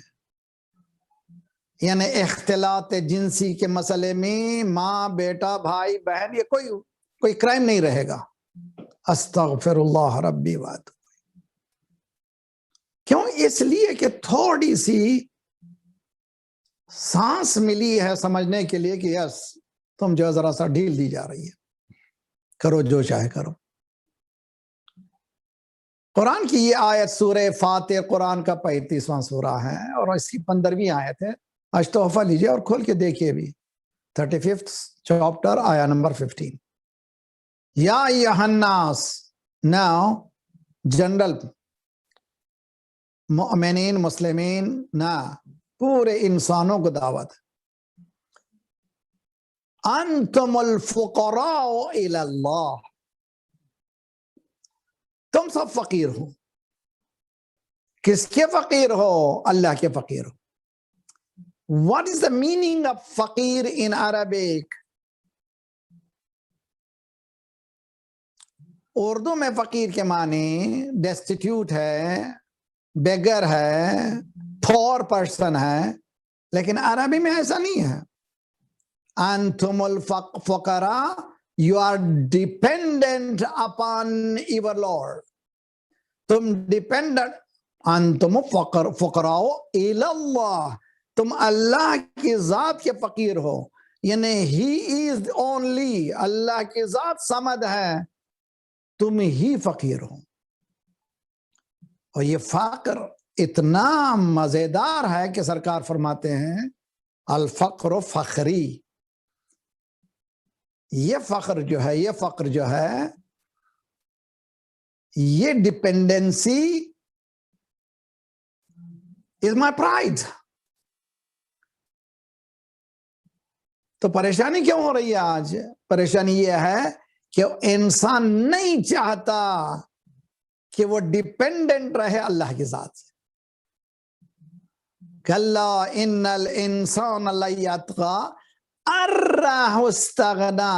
جیسے ہی معلوم ہوتا ہے کہ اسے بے نیاز کیا گیا ہے، غنی کیا گیا ہے، فری کیا گیا. غنی استغنا کے معنی ناٹ ڈیپینڈنٹ، انڈیپینڈنٹ. مال مل گیا انڈیپینڈنٹ، فریڈم مل گیا انڈیپینڈنٹ، کینیڈا میں آ گئے، امریکہ آ گئے، یوروپ آ گئے. I don't need now. ذرا سا یہ مذہب سمجھ میں نہیں آتا. قم کے علماء الگ ہیں، ان کو ذرا سا میچور ہونا چاہیے. اب ہمارے پاس بزنس مین آپ فقہی بات کرنے لگے. یہ دیکھیے سب ستم. اور بزنس مین اب علماء کو چننے لگے. یہ کتنی ستم ظریف ہے. بھائی تمہارا پروفیشن ہے، میں بزنس کی بات کرنے لگوں گا تو آپ مجھ پہ ہنسیں گے. مولانا آپ کیا جانتے ہیں بزنس؟ میں پولیٹیکل بات کروں گا تو کہیں گے آپ پولیٹکس کیا جانتے ہیں. تو ریلیجن کی بات ہے. So let's this professionalism should be professionalism. تو دین والوں کو کام کرنے دو. تم کیوں نوز اپنی اڑا رہے ہیں؟ Why you are sticking your nose in our business, in the business of Allah? یا ایھا الناس یا ایھا الانسان یا ایھا الناس انتم الفقراء، سارے کے سارے انسان 7 بلین پلس انسان اور ڈیپینڈنٹ اپان اللہ سبحانہ وَأَنْتُمُ الْفُقَرَاءُ إِلَى اللَّهِ۔ شہزادی فاطمہ زہرا کی چھوٹی چھوٹی دعائیں صلوات اللہ وسلم علیہا، تو ہفتے کی دعا کے دن شہزادی فرماتی پروردگار لیٹ می بی فقیر ولا تحوجنی ولا تفقیرنی، پروردگار مجھے محتاج نہ بنا، مجھے فقیر نہ بنا، مگر مجھے محتاج بنا تو صرف تیرا بنا۔ اس لیے کہ یہ احتیاط سے اگر ہٹ گیا میں، اللہ کی سمیدیت کے رشتے سے ہٹ گیا میں، تو پھر میں ہو گیا طاغی۔ ان الانسان لیطغی، کیوں یہ باغی ہو چکا ہے؟ why is rebellious؟ ارہ استغنا، ہم نے اس کو استغنا دیا، تھوڑی سی فریڈم دی۔ زمین کو نہیں ہے، آسمان کو نہیں ہے، سورج و چاند کو نہیں ہے، کائنات کو یہ فریڈم نہیں دی گئی ہے، پرند کو نہیں ہے، چرند کو، انہوں نے قبول ہی نہیں کیا۔ فَأَبَيْنَ أَن يَحْمِلْنَاهَا وَأَشْفَقْنَ مِنْهَا فَحَمَلَهَا الْإِنسَانُ إِنَّهُ كَانَ ظَلُومًا جَهُولًا۔ کائنات یونیورس نے کہا no I don't want, we don't want۔ سبوں نے کہا we want to depend upon you۔ صرف انسان ہے، فَحَمَلَهَا الْإِنسَانُ، انسان نے لے لیا، کیا لے لیا؟ استغنا لیا، آزادی لیا۔ اللہ نے کہا دیتا ہوں میں تجھے آزادی، یاد رکھ لے دینے کے بعد بھی میں تجھ سے محبت کرتا ہوں۔ قد تبین الرشد من الغی، جو رشد ہے، جو ہدایت ہے، اس راستے کو میں کلیئر بیان کروں گا، جو غی ہے، جو گمراہی ہے، اس کو بھی کلیئر بیان کروں گا۔ بہت ہی خوبصورت ہے قرآن۔ اب ہم قرآن سے کہیں ہٹ کر نہیں جا رہے ہیں۔ یا ایھا الناس انتم الفقراء، تم لوگ فقیر ہو، تم لوگ ڈیپینڈنٹ ہو، کس کے لیے؟ کس کے ڈیپینڈنٹ ہو؟ الی اللہ، you are attached to Allah subhanahu wa ta'ala۔ The moment you cut off your string, you become طاغی۔ ان کلا ان الانسان لیطغی، انڈیڈ، یقیناً یہ تو کرے گا، یہ ریبلیسنس اس کے اندر موجود ہے، یہ خناس اس کے اندر موجود ہے، یہ تو بالکل کہے گا۔ 14 سال کا جیسے ہوا، 16 سال کا جیسے ہوا، dead you cannot talk to me now like this, now I am in Canada, I am free, mom you cannot force me, I can choose anyone, I can do anything۔ یہ جو I can do anything لیطغی، rebelliousness، why؟ ان رآہ استغنا، جب دیکھتا ہے کہ وہ اپنے آپ کو غنی سمجھتا ہے، فری سمجھتا ہے، بچپنے سے ماں کی گود میں، ماں کے شکم سے لے کر کے 14 15 16 سال تک ڈیپینڈنٹ تھا، ماں باپ محنت کرتے جا رہے تھے، پسینہ باپ دنیا کی خاک چھان کر کے کھلا رہا تھا، ماں پریشان ہو کر کے اپنی زندگی تمام تباہ کر دی، اور اس بچے کو سنبھالنے کے لیے جیسے 16 سال کا ہوا، I am in Canada, you cannot say nothing to me۔ قرآن اسی کی طرف اشارہ کر رہا ہے۔ الراہ استغنا، the moment he feels he is free، he is باغی، he is طاغی۔ ان الانس، کتنا خوبصورت ہے قرآن۔ تو اسی لیے پہلے دن ہم نے پہلے دن سے اقرا بسم ربک، صرف پڑھنا نہیں ہے، صرف پڑھنا نہیں ہے، بسم ربک ہے۔ تعلیم تربیت کے ساتھ، تربیت تعلیم کے ساتھ، یہ دونوں لازم و ملزوم ہے۔ اور تربیت کیسی؟ میں اور آپ تربیت نہیں کر سکتے، رب العالمین وہ ہے۔ اس لیے کہ وہ جانتا ہے اس کی مخلوق میں کیا ہے، اس کے نیڈز میں کیا ہے. کلا ان الانسان لیطغی، انسان بغاوت کر رہا ہے. ارآہ استغنا، جیسے ہی فیل کرتا ہے آئی ایم فری تو باغی ہوتا ہے.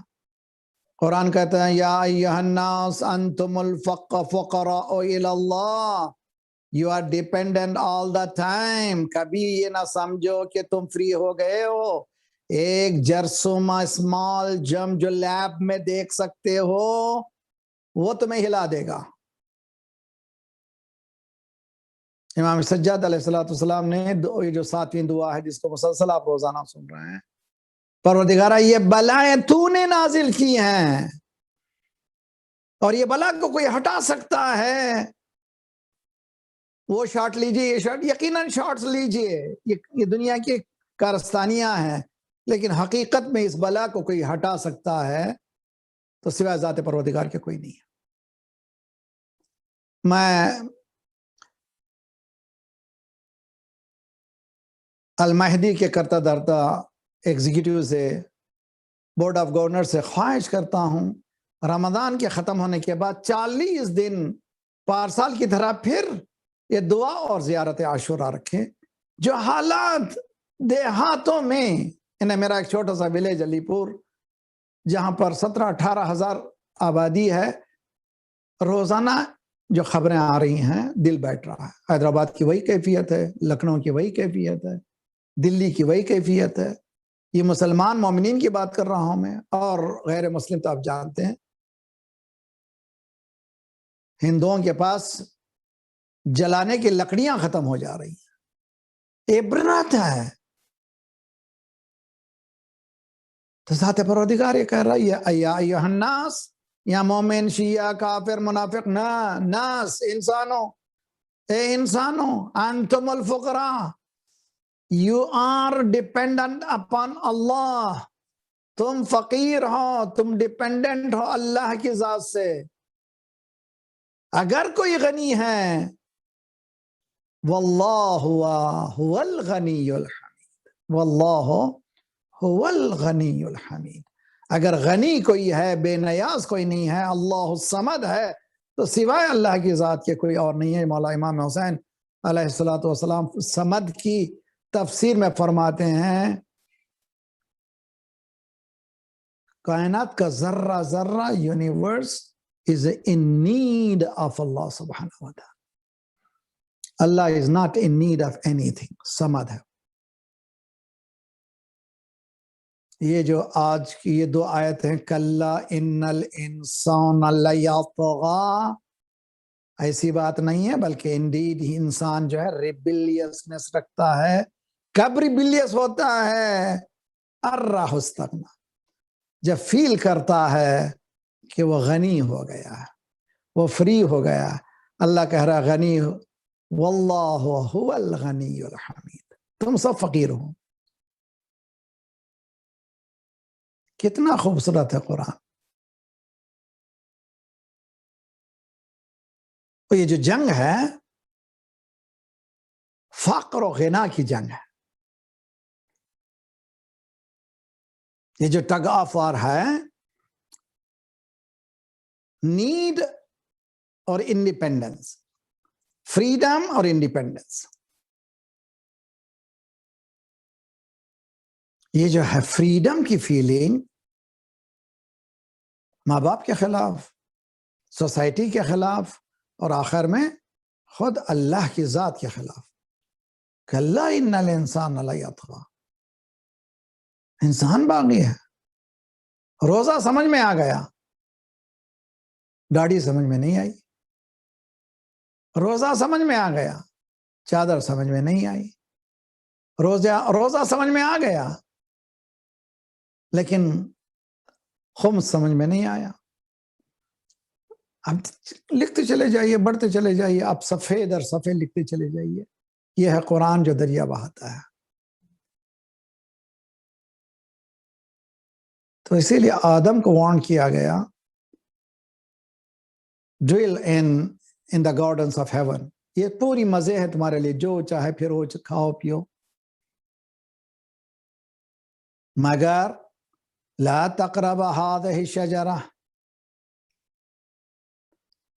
کتنے مرتبہ بہت مزیدار چیز ابھی حال ہی میں نے دیکھی تفسیر میں 10 تصنیف میں خوبصورت چیز ہے. کوئی کہتا ہے گیہوں، کوئی کہتا ہے ایپل کا ٹری، کوئی کہتا ہے کچھ. امام میں رضا علیہ السلام سے پوچھا گیا مولا ہے کیا یہ؟ مولانا کہ سب چیزیں ہیں، اس لیے کہ یہ دنیا تمہاری ہے جہاں پر سیب کا ہے تو سیب ہی کا درخت ہے، امرود ہے تو امرود ہی کا درخت، مگر وہ اللہ نے جنت میں درخت ہے، وہ جو ارادہ تمہارا جیسا ویسی چیز ویسے پھل ملتے جائیں گے. سب صحیح ہے، تو کس درخت کے قریب مت جاؤ؟ لیطغا کے قریب مت جاؤ. یہ استغنا کا جو تصور تمہارے پاس ہے، now I am free، میرا سب کچھ، میری جنت میری، یہ جو تصور ہے لیطغا تمہیں طاغی بنا دے گی، تم بارڈر سے ہٹا دے گی، تم ہوشیار ہو. چنانچہ فَأَزَلَّهُمَا الشَّيْطَانُ، دونوں کو، آدم کو اور حوا کو، دونوں کو برابر، یہ نہیں کہ عورت مرد، مرد عورت، دونوں مرد اور عورت بیک ساتھ غلطی کا اقرار کریں. ہسبینڈ نہ کہے کہ میں اچھا تھا بیوی، نہ، قرآن کا دونوں درخت کے قریب ہے. فَأَزَلَّهُمَا الشَّيْطَانُ، دونوں کو شیطان نے گمراہ کیا. وَأَخْرَجَهُمَا، دونوں کو ایک ساتھ نکالا. کہاں سے نکالا؟ استغنا سے نکال کے پھر فقر کی طرف لا دیا. اللہ نے جو چوائس دی تھی کہ تم مستغنی رہو، کب تک مستغنی رہو گے، کب تک انڈیپینڈنٹ رہو گے؟ جب تک مجھ سے اٹیچڈ رہو گے، جب تک میرے اصولوں سے ملتے ہوئے رہو گے. جس دن تم نے میرے اصولوں کو توڑا، اس دن تم کھائی میں گرو گے. اب اس کو ترک اولا کہیے، اس کو کیا کیا کہنا کہیے، لیکن حقیقت ہے یہ بات. یہ انسان کی ریبیلیسنس، غداری، بغاوت، طاغی ہونا، یہ انسان کے اندر ایک جنگ ہے. اس جنگ کو کون ختم کر سکتا ہے؟ جو بسم ربک کے رابطے کو سمجھ جائے. یعنی تم مربوط ہو، واللہ هو الغنی، اگر غنی ہے تو وہی ذات. اسی لیے سرکار کہتے ہیں مجھے میری اس فقر پر فخر ہے. I am proud of my attachment towards Allah. فقر کیا؟ یہ اٹیچمنٹ ہے، فیلنگ آف فری نہیں ہے. یہ دنیا میں جتنے بھی جنگیں ہوئی ہیں ایسی ہی جنگ ہے. ہم فری، ہم ہیں، ہم سپر پر، ہماری بات مانو. ہر دور میں فرعون، نمرود سے لے کر فرعون، کفار قریش، غیر نتھو خیر مولا علی کے خلاف، پھر کربلا کی جنگ. اور یہ رمضان کے مہینے کی شب جمعہ میں سے آخری شب جمعہ ہے. گویا ہم رخصت کر رہے ہیں، قریب ہے. کتنا تیزی سے رمضان چلا گیا. اسی طرح ہماری حیات بھی اتنی تیزی سے چل رہی ہے. اسی لیے اس دنیا سے جتنا اس بازار سے زادرہ سمیٹ لے انسان، پروویژن کو زیادہ سے زیادہ کر لے تاکہ وہ برزخ و آخرت میں ہمارے ساتھ کام آئے، تبھی کمال ہے. تو کربلا کے واقعات کو اگر آپ ایک جگہ جمع کریں، سمجھنے کی کوشش کریں، جنگ فقر و استغنا کی ہے.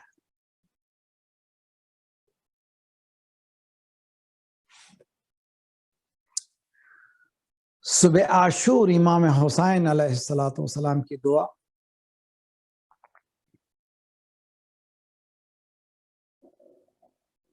اللہ اکبر.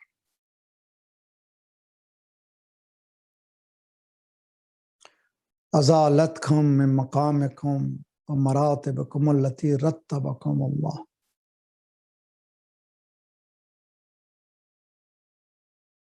30,000 کی فوج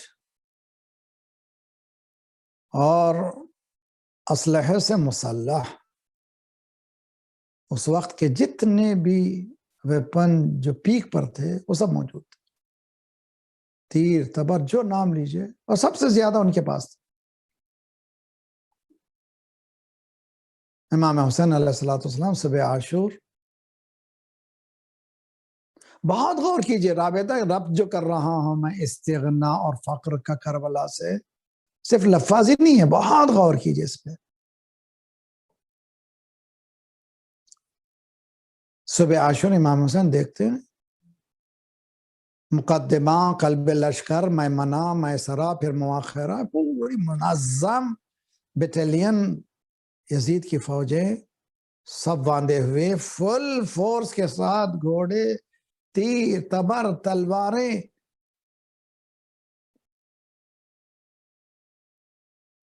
کون سی چیز جو اس وقت جنگ کے لیے ضرورت تھی اور نہ رہی ہو ان کے پاس، سب موجود. اتنا سب کچھ ہونے کے بعد یہ محتاج ہیں، یہ فقیر ہیں. مگر حسین کون فقیر ہے؟ مولا صبح دیکھتے ہیں صبح عاشور تیار ہے فوج مختصر سے قافلے کے خلاف جنگ کرنے کے لیے. آسمان کی طرف سر اٹھایا مولا نے، الہی انت ثقتی فی کل کرب و بلا. یہ ہے فقر جس پہ فخر کرنا چاہیے. انہیں گویا امام حسین کے لیے تلوار، یہ تبار، یہ کوچ، یہ فوج کچھ بھی نہیں ہے، یہ بالکل کیڑے مکوڑے ہیں، ایک پھونک سے سب ختم ہو جائیں گے. الہی انت ثقتی فی کل کرب و بلا. استغنا یہ ہے، یہ اٹیچمنٹ ہے. وہ غنا پروردگار کا اقرار، پروردگارہ تو ہی میرا بھروسہ ہے ہر کرب اور ہر بلا میں. انت ثقتی فی کل کرب و بلا. کربلا کے اس فلسفے فقر و استغنا کو سمجھے انسان کافی ہے. ہر کیوں آیا اس فقر کی طرف، اس استغنا کو، اس غنا کو چھوڑ کر کے؟ اس لیے کہ سمجھ گیا اصل غنا ہے تو ان کے پاس ہے. گو بھوک ہے، گو پیاس ہے، لیکن حقیقت میں آزاد ہیں تو یہ حسین ہے، حسین والے ہیں. یہ جو روایت آپ سنتے ہی رہتے ہیں کہ مولا امام حسین ہر مرتبہ جنگ کرتے ہوئے گھوڑے کو میدان سے ہٹاتے تھے، تیزی سے دوڑاتے ہوئے خیام کے پیچھے، اور پھر آسمان کی طرف سر اٹھا کر کے بعض مقاتل میں کیا اتر جاتے تھے، تلوار پر ٹیک لگاتے تھے اور فرماتے کہ لا حول ولا قوت الا باللہ. ہین جنگ کے دوران گھمسان کی جنگ ہے، گویا پورا کنٹرول ہے کہ جہاں ان کو روک دے وہ روک دے، جہاں نکاحوں سے روک دیا گیا وہیں رکے رہے، آگے بڑھنے کی ہمت نہیں ہے. اور ادھر خیام کے پیچھے آ رہے ہیں، آواز دے رہے ہیں مالک یہ قوت نہیں ہے، تیری قوت ہے. لا حول ولا قوت الا باللہ. اس کی تعویل علماء نے کیا، یہ آواز بلند اس لیے کر رہے تھے، حسین سے پہلے جب جنگ ہوتی تھی اطلاع دینے والے بیویوں کو خود حسین تھے. علی اکبر ایسے جنگ کر رہے ہیں، قاسم کی جنگ ایسی ہے، عباس پانی کے لیے اس طرح سے گئے ہیں، عالم عباس دیکھو. اب حسین خود جنگ کر رہا، کون اطلاع دے بیویوں کو، کون بتائے کہ کیا عالم ہے؟ تو حسین ہر تھوڑی دیر کے بعد جاتے ہیں، آواز بلند کرتے ہیں لا حول ولا قوت الا باللہ، یعنی زینب و ام کلثوم سکینہ بیویوں پریشان نہ ہونا، ابھی میں زندہ ہوں، لا حول ولا۔ اب سوچئے جب یہ آواز بند ہو جائے تو بیویوں کو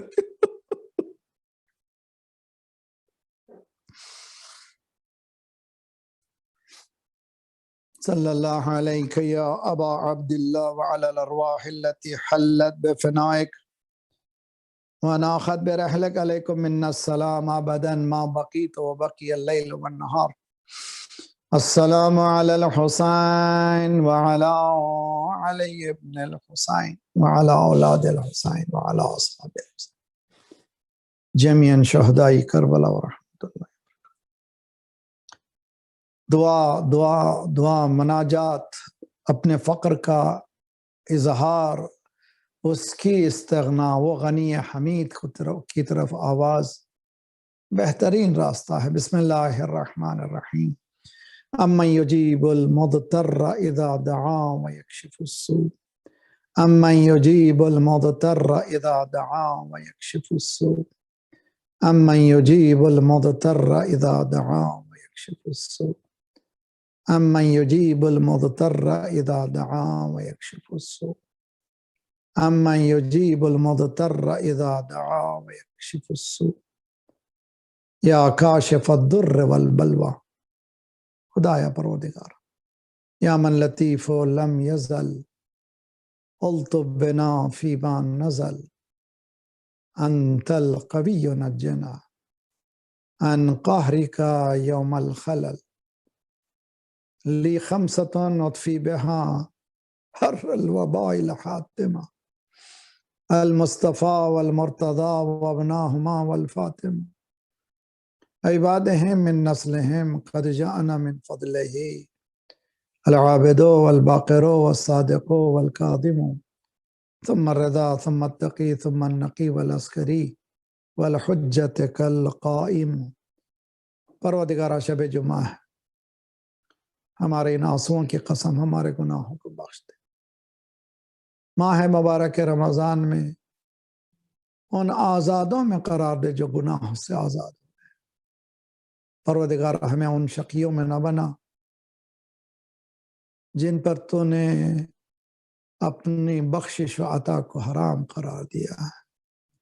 شقی من حرم غفران اللہ فی هذا الشہر، بدبخت وہ ہے جو اس مہینے میں نہ بخشا جائے۔ مالک تیری وسعت رحمت کا اندازہ ہم کر ہی نہیں سکتے۔ مالک ہمارے مرحومین کے برزخی حالات کو، ہمارے مرحومین کو بخش دے، ان کے برزخی حالات کو بہتر سے بہتر کر دے، ان کو جبارہ امام جگہ عنایت کر۔ مالک بہت سے لوگ التماس دعا ان تمام مومنین کی دعاؤں کو قبول فرما۔ خدایا بہت سے لوگ بھی بستر مرگ پر ہیں، مرض ہے اور مہلک مرض ہے، بہت سو کو جواب دے دیا گیا، مگر تیری قدرت کے سامنے صرف تیرا حکم چاہیے۔ مالک بحق محمد وآل محمد ہمارے تمام مومنین جہاں جہاں ہیں ان سب کو صحت کامل عاجلہ عنایت کر۔ ہمارے جسمانی امراض کے ساتھ ساتھ روحانی امراض میں غرور و حسد و کبر و نفاق و نخوت و غیبت کو دور فرما۔ جو گودیاں خالی انہیں پر کر دے، جو لڑکیاں بن بیاہ کے ان کی بیاہ کر دے، صفوف مسلمین کو متحد کر دے، ہمیں بانٹنے والی صہیونی قوتوں کو بانٹ دے۔ پروردگار آب حق محمد وآل محمد، مالک ہمارے اور آئندہ آنے والی نسلوں کی ایمان کی حفاظت فرما۔ مالک بحق محمد وآل محمد مراج رہبر کے سائے ہمارے سروں پر سلامت رہے۔ वातमिस अला अमवाल ज़ालिमीन अल मुजरिमीन अल मुफसिदीन व अय्यद क़ाइदना इनकलाब इस्लामी को इनकलाब महदी तक मिला दे। जल्द से जल्द मौला का ज़ुहूर फरमा, हम सबको नासिर व मशमार। इंशाअल्लाह कल खुद से मुताल्लिक़ खुतबा जुमा में चंद जुमले अर्ज करने की कोशिश की जाएगी। एक सूरह अल-हम और 3 इखलास से अपने अपने मरहूमीन, ये फहरिस्त सामने है, मैं भी पढ़ दूंगा। आप लोग फातिहा पढ़ना शुरू करें इंशाअल्लाह।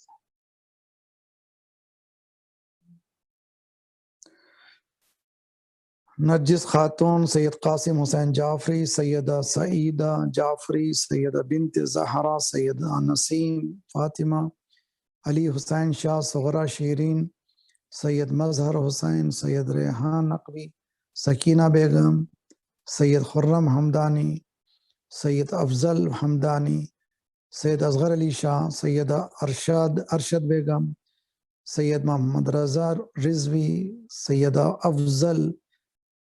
Afzal Unnisa Rizvi, Maulana Syed Hasan Abbas Rizvi, Syeda Taskeen Fatima Rizvi, Safdar Mirza, Syed Qasim Hasan, Hashimi Begum, Syed Wafi Ahmed, Syed Iftikhar, Syed Aal Hasan and Maryam Bibi, Mirza Mohammad Ali Baig, Abidi Begum, Halima Gani, Alfred Joseph, Abdul Subhan Sattar, मरहूमिन of Shirazi and Makvi family, मरहूमिन ऑफ सादिक फैमिली।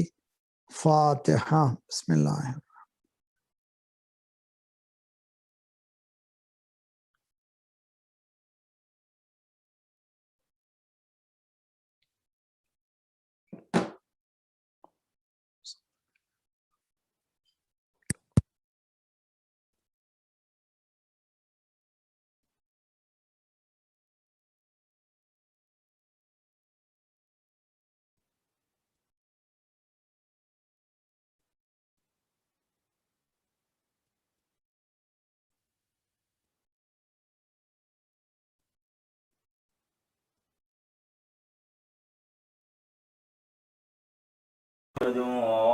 محمد السلام عليك يا أبا عبد الله، السلام عليك يا ابن رسول الله، السلام عليكم ورحمة الله وبركاته، السلام عليك يا وارث آدم صفوة الله، السلام عليك يا وارث نوح النبي الله، السلام عليك يا وارث إبراهيم خليل الله، السلام عليك يا وارث موسى كريم الله، السلام عليك يا وارث عيسى روح الله، السلام عليك يا وارث محمد حبيب الله، السلام عليك يا وارث أمير المؤمنين علي ولي الله، السلام عليك يا ابن محمد المصطفى، السلام عليك يا ابن علي المرتضى، السلام عليك يا ابن فاطمة الزهراء، السلام عليك يا ابن خديجة الكبرى، السلام عليك يا ثار الله وابن الثاني والوتر الموتور، أشهد أنك قد قمت الصلاة وآتيت الزكاة وأمرت بالمعروف ونهيت عن المنكر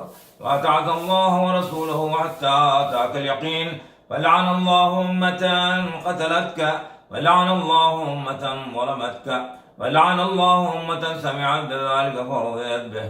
يا مولاي يا أبا عبد الله، أشهد أنك كنت نورا في الأصلاب الشامخة والأرحام المطهرة، لم تنجسك الجاهلية بأنجاسها ولم تلبسك بمدهمات ثيابها، وأشهد أنك من دعائم الدين وأركان المؤمنين، وأشهد أنك الإمام البر التقي الرضي الزكي الهادي المهدي، وأشهد أن الأئمة من ولدك كلمة التقوى وعلام الهدى والعروة الوثقى والحجة على أهل الدنيا، وأشهد الله وملائكته وأنبياءه ورسله أني بكم مؤمن وبيا بكم موقن بشرائع ديني وخواتيم عملي، بقلبي لقلبكم سلم وأمري لأمركم متبع، صلوات الله عليكم وعلى أرواحكم وعلى أجسادكم وعلى أجسامكم وعلى شاهدكم وعلى غائبكم وعلى ظاهركم وعلى باطنكم. السلام عليكم ابن رسول الله، السلام عليكم ابن نبي الله، السلام عليكم ابن أمير المؤمنين، السلام عليكم ابن حسين الشهيد، السلام عليك أيها الشهيد ابن الشهيد. السلام عليك أيها المظلوم وابن المظلوم. لعن الله أمة قتلتك، ولعن الله أمة ظلمتك، ولعن الله أمة سمعت بذلك فرضيت به. السلام عليكم يا أولياء الله وأحباه. السلام عليكم يا أشقياء الله وأبداه. السلام عليكم يا أنصار دين الله. السلام عليكم يا أنصار رسول الله. السلام عليكم يا أنصار أمير المؤمنين. السلام عليكم يا أنصار فاطمة الزهراء سيدة نساء العالمين. السلام عليكم يا أنصار أبي محمد الحسن بن علي الزكي الناصح. السلام عليكم يا أنصار أبي عبد الله. بأبي أنتم وأمي طبتم وطابت الأرض التي فيها دفنتم وفزتم والله فوزا عظيما. ويا ليتني كنت معكم فأفوز فوزا عظيما. السلام عليك يا مولاي يا سيدي يا أبو الفضل العباس ابن أمير المؤمنين، أيها العبد الصالح المطيع لله ولرسوله ولأمير المؤمنين والحسن والحسين صلى الله عليه وسلم. السلام عليكم يا أهل بيت النبوة موضع الرسالة مختلف الملائكة محمد وعية النذير على أسير الكربات وقدير العبرات. السلام على أبا محمد الحسن يا ابن أمير المؤمنين. السلام على علي بن الحسين ومحمد بن علي وجعفر بن محمد وموسى بن جعفر وعلي بن موسى ومحمد بن علي وعلي بن محمد وحسن بن علي والحجة بن الحسن قام منتظر المهدي. السلام على حجة الله وبقية الله يا مولانا يا صاحب العصر والأمر والزمان. الأمان الأمان الأمان فتن الزمان. السلام عليك خليفة الرحمن سلام شريك القرآن. السلام عليكم إمام الإنس والجان. عجل الله تعالى وفرجك سهل الله مخرجك وظهورك وجعلنا من أنصارك وأعوانك ورحمة الله وبركاته.